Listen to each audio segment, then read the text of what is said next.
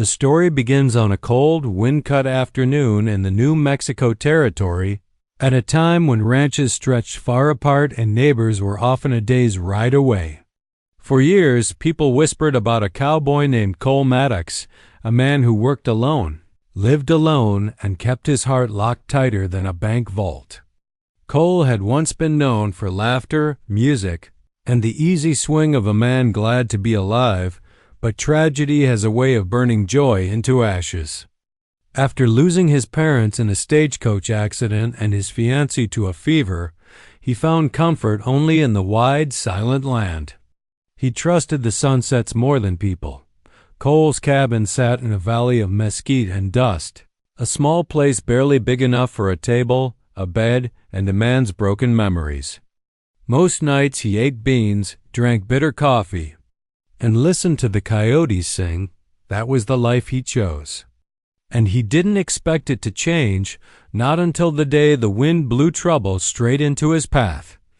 A storm rolled in fast from the mountains, blackening the sky like spilled ink.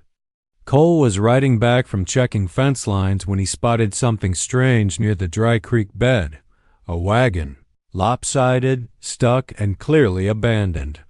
He reined in his horse, squinting through the sheets of rain. Then he saw it, a small figure kneeling beside the wagon wheel. Shaking from cold, it was a boy, no more than 10, skinny as a fence post, with mud on his boots and terror in his eyes. Cole rode closer. "You lost, kid?" The boy looked up, teeth chattering. My grandma. She fainted." Cole dismounted immediately. Whatever ghosts haunted him, he wasn't the type to leave a child alone in a storm. He followed the boy to the far side of the wagon where an elderly woman lay slumped against a trunk, her breathing shallow.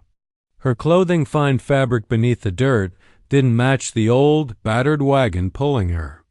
Something wasn't right, but Cole wasn't the kind to pepper a stranger with questions. He lifted her gently, noting the surprising lightness of her frail frame. "She needs warmth," he said. "My cabin's not far." The boy nodded desperately. "Please, sir, help her." He helped them onto his horse, then led it through the storm. The rain came down in sheets so thick it drowned sound, but the boy held tight to his grandmother the whole way, whispering that she'd be all right. Cole watched him, struck by the fierce loyalty in such a small child. Life had taught Cole that devotion didn't come easy. Whoever these two were, they held tight to each other, and he respected that. When they reached the cabin, Cole started a fire, heated water, and gave them what little food he had. The grandmother slowly regained consciousness. Her eyes opened wise, gray, and observant. "You're very kind, mister?" "Cole," he said, clearing his throat. "Cole Maddox." She thanked him softly, her voice carrying an elegance that didn't fit the rough edges of frontier life. Cole pretended not to notice. Folks had their pasts, and he never pried. The boy introduced himself as Jamie, and though he was polite, there was something guarded in his manner, like he'd been taught to be careful around strangers. He watched Cole's every move with the curiosity of a child, but the suspicion of someone who had seen danger before. Over the next hours, the storm only grew worse, howling like a wild beast trying to claw its way through the valley. Travel was impossible. Cole offered them his cabin for the night, insisting on sleeping in the barn so the grandmother could rest properly. They refused, but he wouldn't hear otherwise. Grandma Eleanor looked around the cabin with a gentle smile. "It's a humble place," she said, not as an insult but as a warm observation. "A peaceful place." Cole shrugged. "It's enough for me." Jamie, sitting on the edge of the bed, stared at Cole with a mixture of gratitude and awe. No one had ever spoken kindly to them since they left the city, he later admitted. Their wagon had been robbed miles back. They had lost their money, their guards, and their supplies. They were alone in a dangerous territory, and no one had stopped to help until Cole. Still, something didn't add up. Their clothes were too fine. their manners too refined, their speech too educated. But Cole never asked. Helping them survive the night mattered more than satisfying curiosity. When the fire crackled low, Grandma Eleanor watched Cole pour boiling water into a tin cup. She saw the way he handled things, efficient, calm, gentle, despite his rough exterior. She thought to herself, "This is a man who's been hurt deeply but hasn't forgotten how to care." Jamie sensed it too. "Mr. Cole," he said quietly, "why did you help us?" Cole paused. "Because folks should help folks. World would be better for it." Jamie stared at him like he just heard something rare and precious. Cole didn't notice. He was too busy stoking the fire and pretending the warmth didn't remind him of everything he'd lost as night settled. Grandma Eleanor insisted that Cole keep his bed, but he refused. He spent the night leaning against the barn wall, wrapped in his coat, listening to the storm crash outside. Part of him wondered whether he had made a mistake bringing strangers into his home. Another part, the part that still remembered what family felt like, knew he'd done the right thing. By morning, the storm broke. Rain glistened on the grass. Birds returned. And Cole returned to the cabin only to find Jamie cooking awkwardly at the stove and Grandma Eleanor folding blankets neatly. As though she belonged there. It was the first time in years someone else's presence. Hadn't felt like an intrusion, but Cole still had no idea who they really were. He didn't know they were the wealthiest family in the entire territory, traveling under false names. He didn't know the boy he had saved was the sole heir to a vast empire of land, silver mines and businesses, and he certainly didn't know that helping them would drag him into a whirlwind of danger, secrets, and a future he never dared imagine. For now, he only knew this. A lonely cowboy wasn't quite so lonely anymore. Morning sunlight crept into Cole Maddox's cabin, turning the wooden walls a soft gold. It was the first peaceful dawn after the fierce storm, but inside the cabin, peace was the last thing on Grandma Eleanor's mind. She awoke with a start, then relaxed when she remembered where she was. Jamie was curled up beside the stove, asleep beneath a quilt Cole had given him. His small chest rose and fell steadily, his face finally free of worry. Cole entered quietly from outside, carrying 2 buckets of fresh water. He paused for a moment when he saw Jamie sleeping there, looking younger and softer than the tense child he'd met beside the broken wagon. Something warm stirred in his chest, something he hadn't felt in years. Responsibility, maybe, or simply care. He set the buckets down. "You're awake," he said gently to Eleanor. She nodded. "And alive only because of your kindness."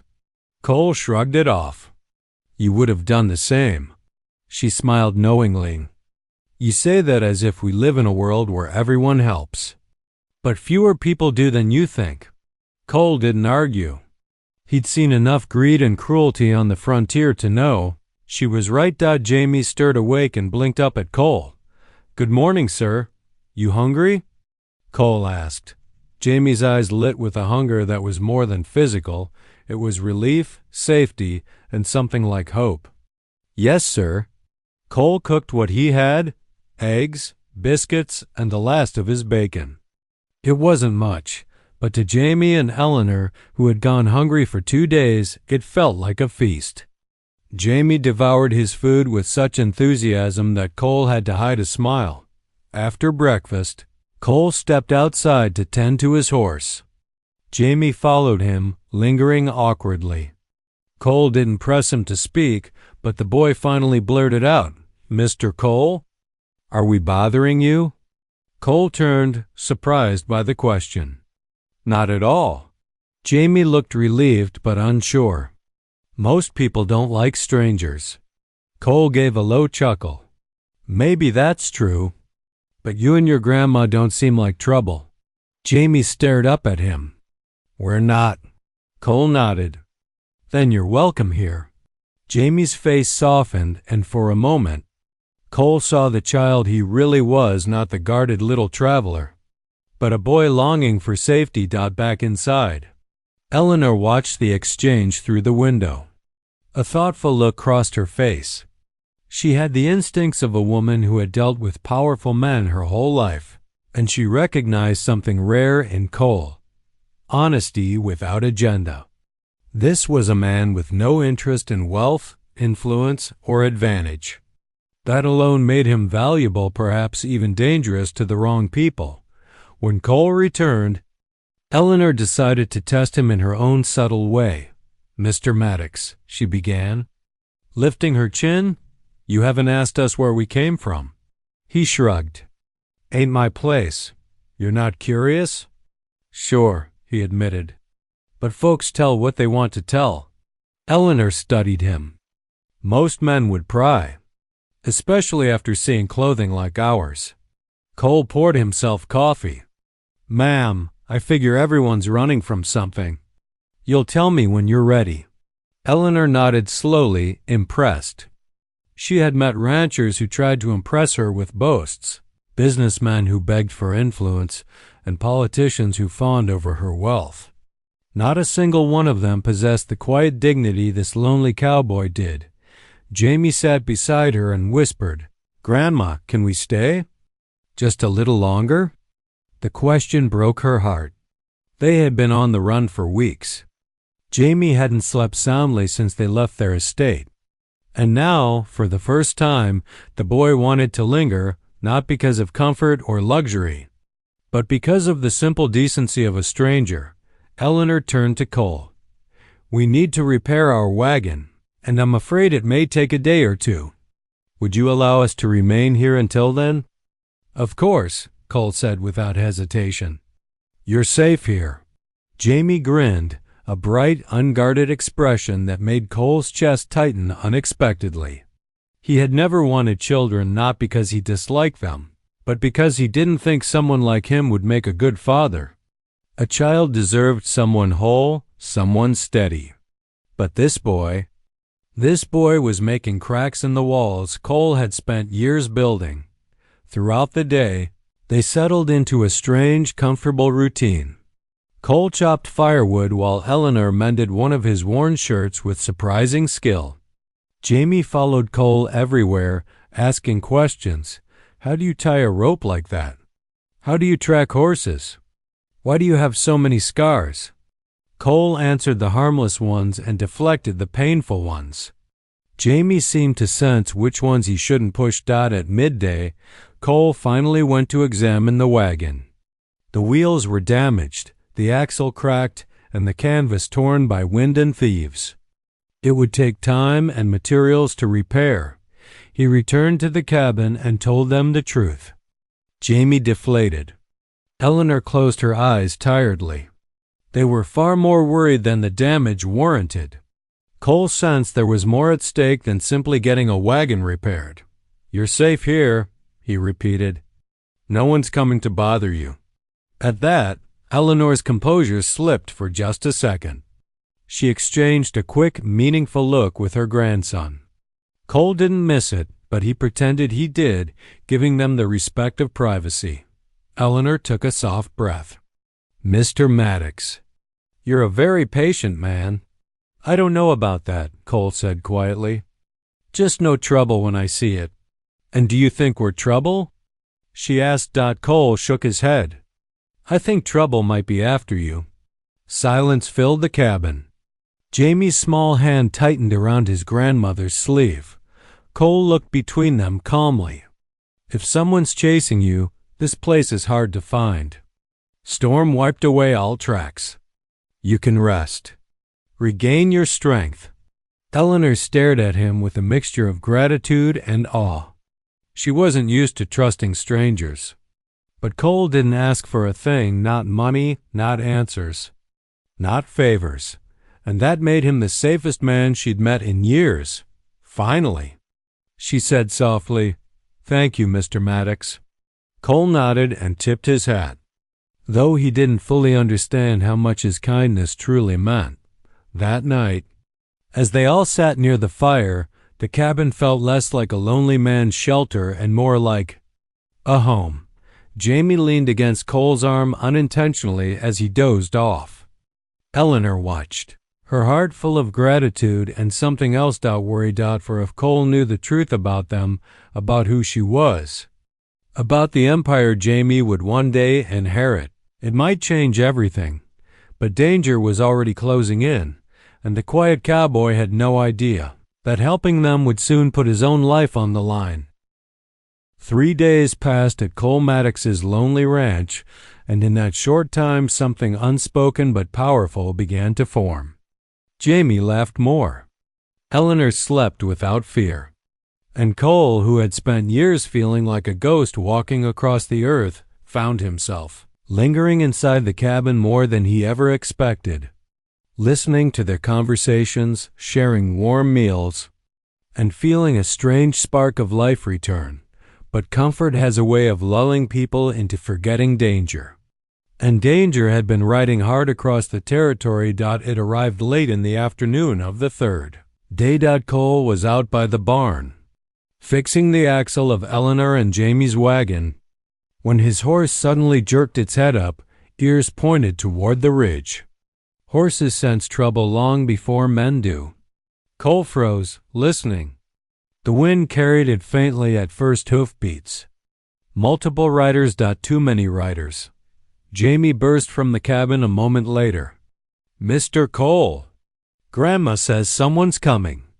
Cole dropped his tools and walked toward the cabin, calm and steady. But inside, his jaw clenched. The Maddox land had been left alone for years. No one visited. No one wandered here by accident. If riders were approaching, they were searching for something or someone. When he stepped into the cabin, Eleanor was sitting straight-backed, hands clasped tightly in her lap. Her eyes told him everything without a word. "They've found us," she whispered. Cole finally spoke the question he'd avoided. "Who's after you?" Eleanor swallowed hard. "Men who want what belongs to my family. Men who will not hesitate to hurt us." Cole didn't hesitate. "Get the boy to the cellar, both of you." Jamie looked terrified, but Cole knelt beside him. "You stay quiet and keep your grandma safe, you hear me?" Jamie nodded. SHAILY. Cole opened the hidden trapdoor in the cabin floor, a leftover from his father's time, built for storing supplies during harsh winters. It wasn't comfortable, but it was protected. Eleanor climbed down carefully, Jamie right behind her. Before Cole shut the door, Eleanor gripped his arm with surprising strength. "Mr. Maddox, please don't risk your life for us." Cole met her eyes steady, unwavering. "Ma'am, I risk my life for my cattle. I reckon I can risk it for people who mean something to me." Eleanor's eyes softened. She whispered, "Thank you," and Cole closed the hatch. Within minutes, the sound of riders grew loud, too loud. Cole stepped outside and positioned himself on the porch. His revolver rested at his hip, but his hands remained loose. He wasn't looking for a fight, but he wouldn't run from one either. 5 men rode into view, rough types, hardened, the kind that carried trouble in their saddlebags. The lead rider, a tall man with a scar that cut across his chin, reined in his horse a few feet away. He looked Cole up and down like he was inspecting cattle. "Afternoon," the man said. Cole didn't blink. "Afternoon. We're looking for a runaway wagon. Old woman, young boy." "You seen him?" Cole felt the weight of the entire world in that moment. A single wrong word could doom Eleanor and Jamie. But Cole had always been a man who chose his path and walked it without regret. He leaned casually against the post. "Storm came through 3 nights back. Didn't see a soul." The scarred man narrowed his eyes. "Strange. Their tracks led this way." Cole raised an eyebrow. "Tracks don't last in a rainstorm." The man studied him for several long seconds. The other riders shifted uneasily, gripping rifles. Then Scar leaned forward in the saddle. "You sure you ain't lying, cowboy?" Cole straightened, his voice hard now. You accusing me? Scar grinned. Maybe. Cole didn't move, but the temperature in the air seemed to drop. If you got business with me, speak it. Otherwise, get off my land. One of the riders spat. Maybe we search the place. Don't need your permission. Cole's expression didn't change, but inside, every muscle tensed. You step off that horse, and I'll take it as a threat. The standoff stretched thin as wire. The men looked to their leader. Scar chewed the inside of his cheek, eyes calculating. He wasn't afraid of Cole, but he wasn't stupid either. Cole Maddox had the clear, steady look of a man who'd put men in the ground before. Finally, Scar smirked. Maybe we ride on. Come on, boys. They turned their horses slowly, watching Cole the entire time. Before leaving, Scar looked back and pointed at the cabin. If I find out you lied, Maddox, I'll be back. And it won't be friendly. They galloped off, dust rising behind them like smoke. Cole stayed outside until they disappeared over the ridge. Then he walked back into the cabin, shut the door, and let out the breath he'd been holding. His hands were shaking, but not from fear. From anger. Because whoever those men were, they were willing to hunt a woman and child across the territory. And that made them dangerous beyond measure. He lifted the cellar door. Jamie leaped out and threw his arms around him. You're okay. Cole stiffened in surprise, then patted Jamie's back gently. Still here, kid. Eleanor climbed out slowly.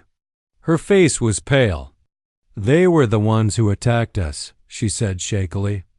They robbed our guards, burned our carriage, and tried to force us to sign papers handing over our land and businesses. We escaped before they could finish the job. And they want your grandson, Cole concluded. Eleanor nodded. Jamie is the heir. Without him, they can claim everything. Cole let out a long breath. No wonder they were being hunted. Jamie looked up at him, eyes wide. Mr. Cole, are you scared? Cole knelt again, placing a hand on the boy's shoulder. Scared? Sure. Only a fool ain't scared. But being scared just means we think before we act. Jamie swallowed hard. What do we do now?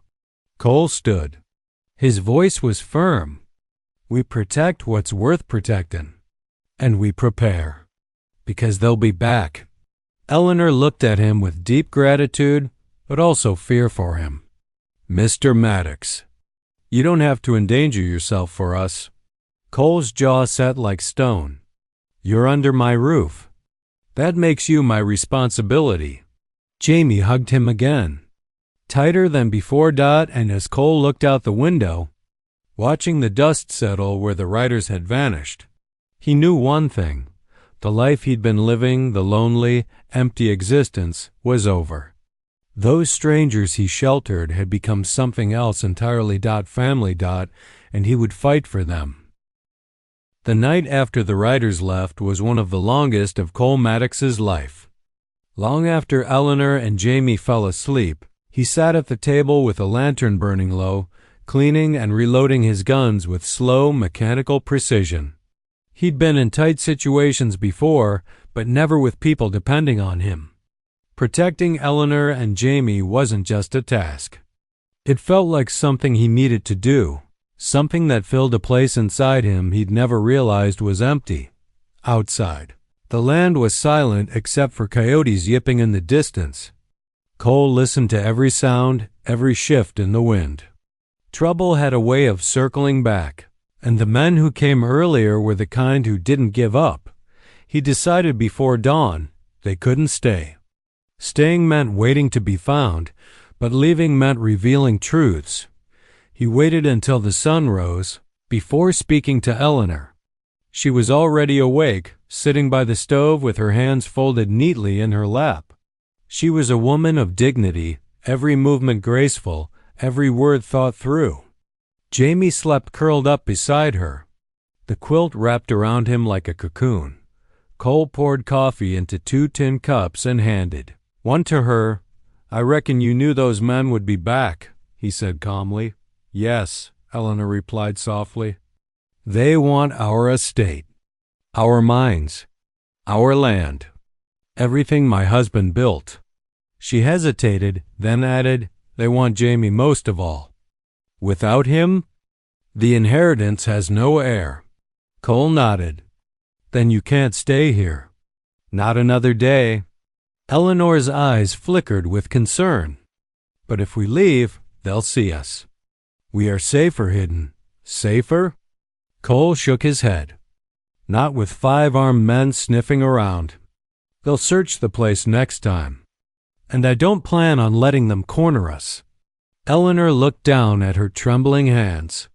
You've already risked so much. Why continue? We are nothing to you. Cole's voice went low, steady. You're not nothing. Eleanor studied him carefully, this quiet man who offered protection without asking for anything. She had known people who claimed loyalty but broke under pressure. Cole was different. It wasn't bravado. It was conviction. Then we must tell you the truth, she said at last. All of it. She woke Jamie gently and pulled him to her side. The boy rubbed his eyes, then looked up at Cole with a mixture of trust and fear. We are not simple travelers, Eleanor began. My husband Jamie's grandfather was Elias Thorne. Cole froze. He knew the name. Every rancher, miner, and merchant in the territory knew the name Thorne. Elias Thorne was the richest man for hundreds of miles, owner of railroads, silver mines, cattle empires, banks. A man whose wealth shaped the land like weather-shaped stone. Eleanor continued, voice quiet.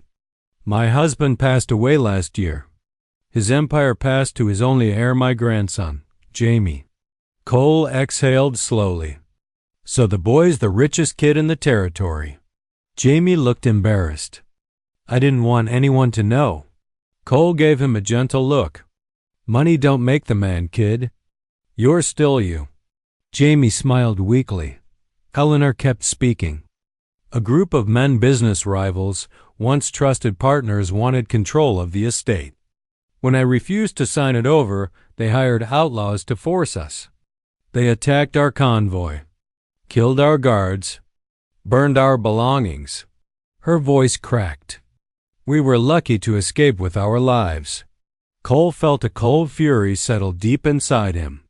Men who hunted children weren't just criminals, they were something worse. And now, Eleanor finished quietly, we have nowhere left to run. Cole stood and paced, thinking. You have someplace to go. The law, the governor. Hell, every sheriff in the territory would stand behind you. Eleanor shook her head firmly. We cannot reach them. Not without being caught. Not without Jamie being taken. Jamie looked up. Mr. Cole, can you help us get somewhere safe? Cole stopped pacing. The kid's eyes were hopeful, fragile, trusting. Cole swallowed hard. He'd lived his whole life trying not to get attached. But here was a boy asking him for protection, a boy who reminded him of himself when he lost everything. He knelt in front of Jamie. I'll get you somewhere safe. I promise. Jamie launched forward and hugged him. I knew you would. Eleanor's eyes filled with tears. Mr. Maddox, Cole, I don't know how to thank you. You don't owe me thanks, Cole said. Just follow my lead. He stood and laid out the plan. We leave at night. We take the back trail through the canyon. No one knows it exists except a few ranchers. I'll ride ahead. Make sure the path's clear. Once we reach the river town, we find Sheriff Marston. He's honest, tough, ain't scared of powerful men. He'll get the army involved if needed. Eleanor nodded slowly. This could work. It will work, Cole said firmly. Jamie's eyes lit with hope. We're finally going to be safe? We will be, Cole said. But we gotta move smart. And fast. The rest of the day was spent preparing. Cole finished the wagon repairs, sharpened his knives, cleaned his rifles, and packed food. Jamie helped gather blankets and jars of preserves. Eleanor packed carefully, folding their few undamaged clothes. She moved with quiet determination. Though Cole noticed the tremble in her hands whenever she thought he wasn't looking by late afternoon, Cole noticed something else too. He'd grown used to their voices in the cabin, used to company, used to the warmth. And a part of him dreaded what would happen after he got them to safety, when he would return to an empty cabin again as the sun began to set. Jamie ran up to him. "Mr. Cole, are you scared?" Cole considered the question thoughtfully. "A little." Jamie blinked, surprised. "Really?" "Sure," Cole said with a half smile. "Fear keeps you sharp. Brave ain't about not being scared. It's about being scared and doing the right thing anyway." Jamie nodded as if Cole had just spoken a law of the universe. That night, under a sky heavy with stars, Cole hitched the wagon. The horses snorted, sensing tension in the air. Eleanor climbed aboard. Jamie sat beside her, clutching Cole's spare revolver not to use. But because holding it made him feel safer, Cole mounted his horse and rode to the front. "Stay close. Stay quiet. Follow exactly." Eleanor gripped the reins. "We trust you, Cole." He nodded once and led them into the dark canyon behind them. The empty cabin stood silently in the moonlight. Ahead of them lay danger, pursuit, and a final fight none of them could avoid. But Cole Maddox had made his choice. He was no longer a lonely cowboy. He was a protector, and he would not lose this family not to outlaws, not to greed, not to fate. The journey through the canyon was tense and slow. Cole Maddox rode ahead, eyes scanning every bend, every shadow. Eleanor sat in the wagon, hands gripping the edges, while Jamie clutched the blankets, wide-eyed but silent. Every sound a snapping twig, the distant howl of a coyote made Jamie flinch. Cole's calm presence reassured him more than any words ever could. The night air was cold and dry, and the moon cast ghostly shadows along the canyon walls. Cole guided the horses with quiet precision, knowing that one misstep could alert their pursuers.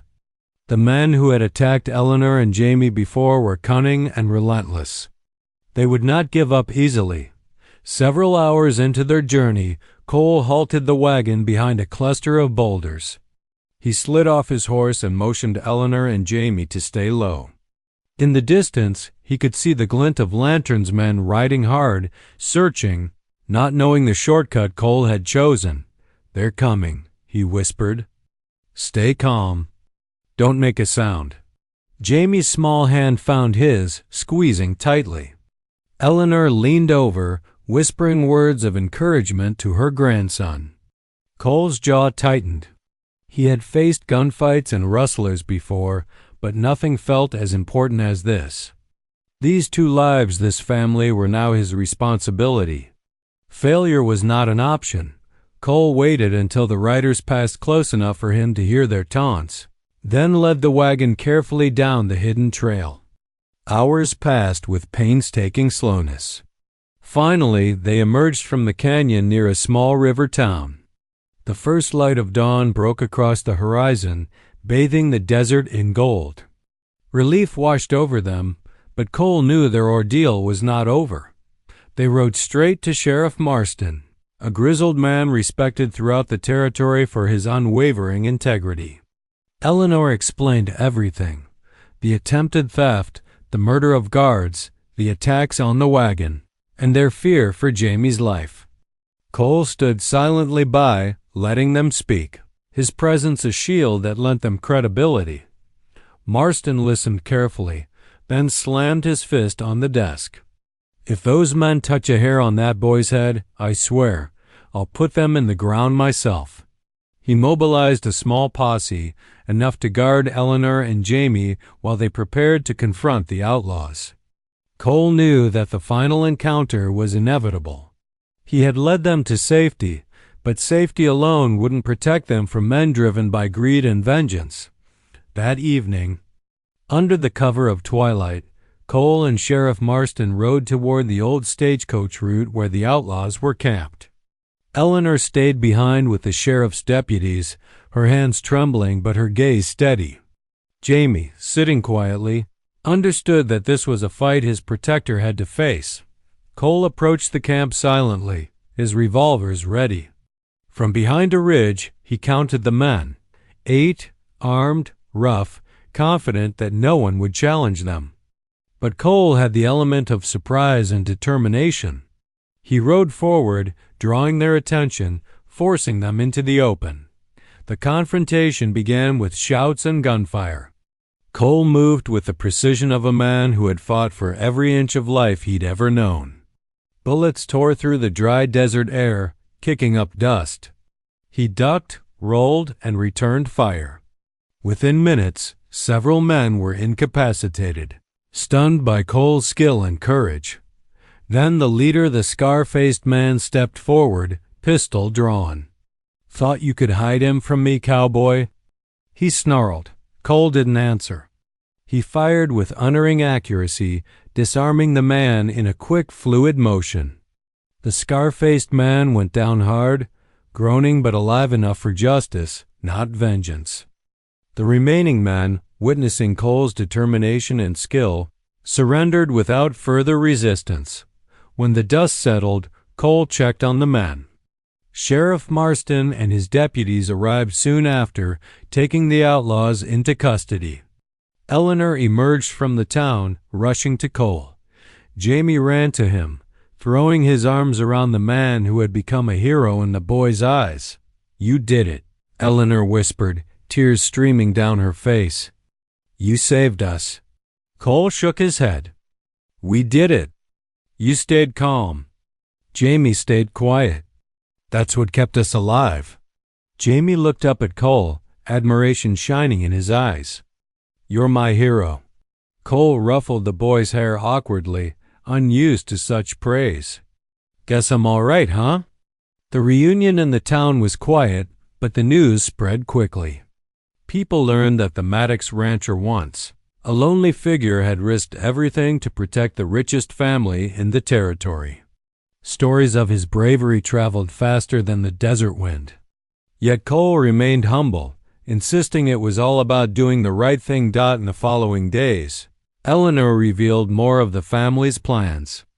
With Sheriff Marston's help, she and Jamie could reclaim their estates and rebuild their lives. And Cole? He was offered a position of honor, a chance to manage the lands, oversee the cattle, and finally belong to something bigger than himself. But Cole hesitated. He had lived years in solitude. His heart had been cautious, scarred. Yet when he looked at Eleanor and Jamie, he saw a future that didn't feel like a trap or obligation. It felt like a home. Slowly, he realized that being a part of their lives wouldn't confine him. It would heal him. On the day they finally returned to the main estate, Eleanor turned to him. "Cole Maddox, the boy and I owe you more than words can say." Cole shrugged. "Just keep us fed and I'll be all right," he said with a grin. His words were rough, but his eyes softened. He had discovered something he thought was lost forever: purpose and family. Jamie hugged him tightly. "Promise you'll stay with us?" Cole's heart swelled. "I reckon I'll stick around a while," he said, his voice quiet but certain. As the sun set over the sprawling estate, Cole Maddox finally felt the warmth he hadn't known in years. The lonely cowboy who once lived for himself had found something richer than wealth, more lasting than solitude, a family that had been waiting for him all along. And in the quiet of the evening, surrounded by Eleanor, Jamie, and the vast lands they now shared, Cole knew that whatever came next, he would never be alone again.